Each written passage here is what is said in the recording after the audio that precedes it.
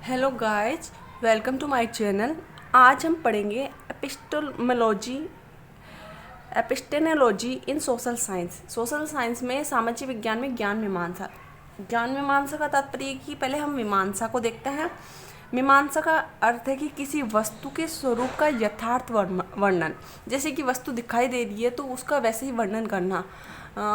वैसे तो ज्ञान मीमांसा शब्द का प्रयोग दर्शन शास्त्र में किया जाता है। इसको एक नीति शास्त्र में ज़्यादा पढ़ा जाता है, लेकिन इसकी ज्ञान की उत्पत्ति, प्रकृति, उसके स्वरूप और उसके तथ्यों पर विचार करने के लिए हम किस प्रकार की विधियों का प्रयोग करेंगे, यानी किस प्रकार के तरीकों का प्रयोग करेंगे, उसके लिए हमने एक परिप्रेक्ष्य बनाया है। इसके स्वरूप और पारस्परिक संबंधों का विश्लेषण किया जा सकता है उसके अनुसार। ज्ञान मीमांसा के अध्ययन के लिए विभिन्न समाजशास्त्रियों, जैसे कि समाजशास्त्र हम पढ़ते हैं तो उसमें विभिन्न समाजशास्त्रियों ने, आपने देखा होगा, कार्ल मार्क्स का अलग अलग पॉइंट ऑफ व्यू था, वहीं ऑगस्ट काम्टे का अलग पॉइंट ऑफ व्यू था। सबने अलग अलग तरीके से, कोई ऐसे देखते हैं ना कि आज़ादी के टाइम पे कोई गरम दल वादियों में शामिल था, कोई नरम दल वादियों में शामिल था। इसी प्रकार समाजशास्त्र में भी हमको देखने को मिलता है कि समाज में हर कोई अपनी सोच को लेकर चलता है। कोई व्यक्ति संघर्ष को ज़्यादा प्रायोरिटी देता है, कोई व्यक्ति समानता और दुर्खिम जैसे व्यक्तियों ने प्रकार्यवादी को ज़्यादा फॉलो किया। मैक्स वेबर ने आइडल टाइप दिया कि वस्तुनिष्ठ और व्यक्तिनिष्ठ, समाज और व्यक्ति, उन्होंने व्यक्ति को ज़्यादा इंपॉर्टेंस दिया, वहीं दुर्खिम ने समाज को इंपॉर्टेंस दिया। इसी प्रकार हर कोई व्यक्ति का अपना पॉइंट ऑफ व्यू होता है। इसी प्रकार आगे हम देखेंगे कितने ज्ञान की उत्पत्ति होती है, उसके स्वरूप और उसके सहसंबंधों को ज्ञान किस प्रकार डिफाइन करते हैं। पहला आता है उद्विकासीय परिप्रेक्ष्य। उद्विकासीय परिप्रेक्ष्य मुख्यतः डार्विन से माना जाता है, जो कि एक साइंटिस्ट थे।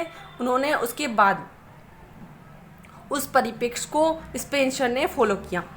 इस परिप्रेक्ष्य के अनुसार विश्व की सभी समाज को देखते हैं तो हमें ज्ञान होता है कि कोई भी समाज एक निश्चित चरण के आधार पर दूसरे चरण में पहुंचता है, यानी एक समाज विकास होकर दूसरे तरीके में पहुंचता है। जैसे कि पहले आदिम समाज में व्यक्ति था, जंगलों से आग जलाकर अपना भोजन पकाता था, फिर खेती करके, फिर बागवानी करके, फिर पूंजीवादी उद्योग करके। इस प्रकार धीरे धीरे सामाजिक चरणबद्ध विकास को देखने को मिला। वहीं हम परिवार के रूप में देखते हैं तो परिवार का भी इसी प्रकार से स्वरूप देखने को मिला। पहले समूहवादी विवाह पाए जाते थे, परिवार पाए जाते थे, फिर एकांकी परिवार देखने को मिले और फिर बहुविवाह प्रथा, एक पत्नी विवाह, इस प्रकार परिवार के स्वरूपों में हम देखने को मिलता है। इस प्रकार इन्होंने बताया कि इस परिप्रेक्ष्य के अंतर्गत समाज के विभिन्न स्तरों का ज्ञान हेतु विभेदीकरण की अवधारणा का प्रयोग किया, यानी विभेदीकरण के आधार पर समाज का विकास हुआ है। उसी प्रकार संघर्षवादी परिप्रेक्ष्य को देखते हैं। इन्होंने बताया कि समाज में हमेशा संघर्ष ही संघर्ष होता है, जैसे कि ऑगस्ट काम्टे इसको मैन डिफाइन करते हैं। इसके बाद आया डेरेंडॉर्फ, भी आया कोजर, कोलिंग्स, इस प्रकार देखने को मिलता है। इस प्रकार में हम मार्क्स को ज़्यादा पढ़ते हैं। उन्होंने बताया कि समाज में हमेशा संघर्ष ही पाया जाता है, समाज को संघर्ष के काफ़ी ग्रसित है। इस पर सामान्य सहमति नहीं हुई क्योंकि सबके अलग अलग विचार थे। ये मुख्यतः फ्रैंकफर्ट विचारधारा से प्रभावित है और आमूल परिवर्तनकारी समाजशास्त्र के रूप में भी देख सकते हैं कि वो चाहता है कि समाज में एक जो दब के श्रेणी में जो वर्ग आता है वो क्रांति करे, जिससे समाज को सभी को समान लाभ प्राप्त हो। लेकिन समाज में हर जगह ऐसा नहीं हो पाता। इस प्रकार संघर्षवादी परिप्रेक्ष्य देखने को मिलता है। वहीं तीसरे पे आता है हम प्रत्यक्षवादी परिप्रेक्ष्य। इसमें मुख्यतः फ्रांसीसी विचारक आते हैं जो ऑगस्ट कॉम्टे से संबंधित है। ये मुख्यतः प्रत्यक्षवादी पद्धति को अपनाते हैं। इन्होंने बताया कि जो हम देख रहे हैं वही सत्य है, बाकी हमारे व्यवहार विचार कहीं आते हैं, पर जो हम अपनी आंखों से अवलोकन करके देख रहे हैं वही सत्य है। समाज के मूल्यों को प्रभावित पूरी तरह से समाप्त करना संभव नहीं है। इस समाज के मूल्य होते हैं और नई समाज के प्रत्येक तत्व के संबंधित संपूर्ण ज्ञान प्राप्त किया जा सकता है, यानी हम समाज को पूरी तरह से नहीं जान सकते, जो हमें देख सकते हैं वही सत्य है। आगे हम देखते हैं प्रतीकात्मक अंतःक्रियावादी।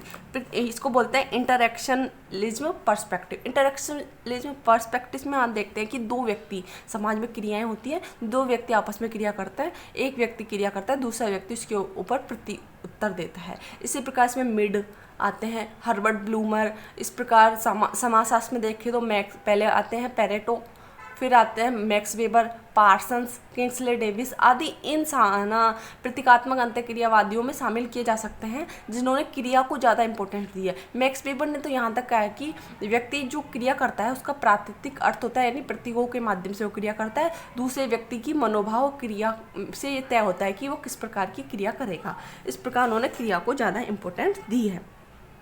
आगे हम देखते हैं संरचनात्मक प्रकार्यवादी। संरचनात्मक प्रकार्यवादी ज्ञान मीमांसा का सबसे प्रमुख परिप्रेक्ष्य है, क्योंकि इस परिप्रेक्ष्य ने समाज के संदर्भ में ज्ञान प्राप्त किया है।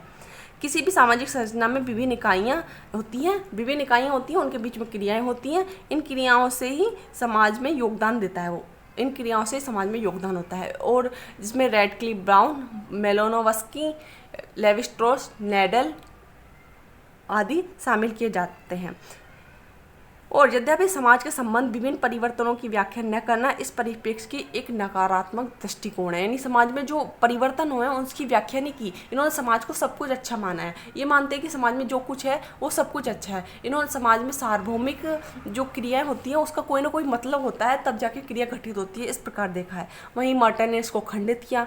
इस प्रकार इसको अमेरिका समाजशास्त्री मर्टन ने इस आलोचना का सफलतापूर्वक निराकरण किया। उन्होंने जो कि रैडक्लिफ ब्राउन, मेलिनोवस्की और पार्सन्स के विचार को कहीं ना कहीं खंडन करके अपना विचार दिया। ये मानता है संरचनात्मक परिप्रेक्ष्यवादी। अब आता है नव वस्तुनिष्ठ परिप्रेक्ष्य। इस परिप्रेक्ष्य की सबसे पहले अमेरिका समाजशास्त्र में 20वीं शताब्दी में हुआ था। इस परिप्रेक्ष्य ने भौतिक विज्ञान की कार्यविधि पर आधारित है। इसके अंतर्गत हम जो कि मात्रात्मक तकनीकी का प्रयोग करते हैं वो नव वस्तुनिष्ठ परिप्रेक्ष्य में शामिल किया गया है।